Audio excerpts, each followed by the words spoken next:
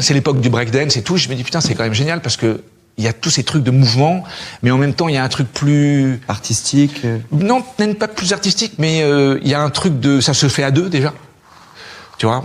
Et il y a un truc de défense. Donc c'est comme si tu faisais de la boxe taille, du breakdance, et en plus il faut que tu apprennes à jouer, du berimbau, du pandero et tout.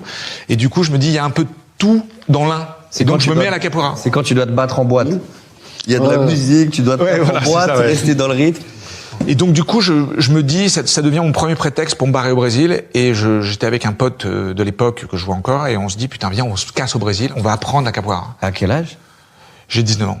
Ah ouais, incroyable. Et on part là-bas et on arrive à Salvador da Bahia, qui est un peu le berceau de la culture afro-brésilienne. Et là, on commence à faire de la capoeira. Et en fait, quand j'arrive au Brésil, je me dis putain, c'est incroyable, c'est encore mieux que ce que je croyais.